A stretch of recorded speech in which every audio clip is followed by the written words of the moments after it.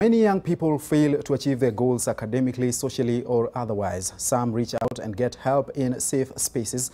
Others feel unable to get vulnerable, and so they get into various ills. One of those is drugs. The desire to get that temporary escape. Nearly 8 million Kenyans between 15 and 65 years old are using at least one drug or substance of abuse, according to the National Authority for the Campaign Against Alcohol and Drug Abuse. The country is still battling illicit liquor, narcotic drugs, and even prescription drug abuse. Hardly are the faces behind the veil of drug addiction received with open arms and guided onto the road to recovery. One rehabilitation center in Nakuru County is providing that space of solace, a place where rebuilding of lives is happening. Bridget Ngana takes us there. In the solace of this room, the journey to recovery becomes a bit easier. They get to vent and be vulnerable about their experiences battling addiction. And the majority have gotten themselves. On the walls, a serenity prayer and quotes of encouragement to give them that inner drive as they take on one of the biggest fights of their lives. John, not his real name, has just begun treatment for bang or marijuana addiction. For the past 25 years, John says the use of the weed has seen all he had go up in smoke. Na nimepoteza familia kutokana na haya mambo ya uraibu huu wa bangi.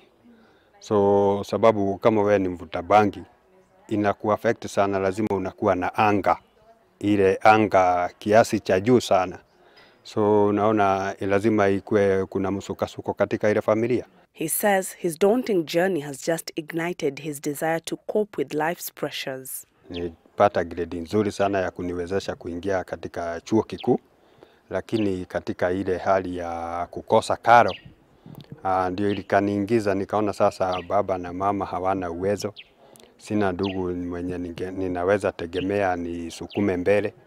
Alcohol and drug abuse is not just limited to young people. We also have elderly people, even people who are supposed to be very responsible people in society, becoming addicts of alcohol and drugs, simply because also of the kind of pressures that are there in life. For John, cohesion in families could be the best prevention to the addiction nightmare.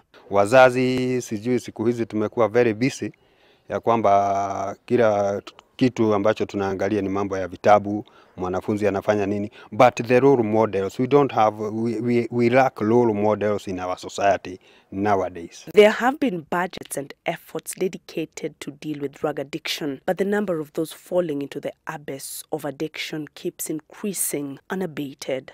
We are losing so many people, especially in the workforce. I think it's very unfortunate. And the fact that so many people are dying also, you know, useless deaths that people should not die just because they are addicted. I think something needs to be done as a matter of urgency. Every now and then, the Kenyan public will be subjected to anti-drug abuse and alcohol addiction campaigns, both from the government and non-governmental organizations. But for those who work in rehabilitating those who have been affected by alcohol addiction and drug abuse, they say that the response by the government is still not enough to ensure that the narrative changes once and for all. Bridget Ngana, NTV, Nakuru County.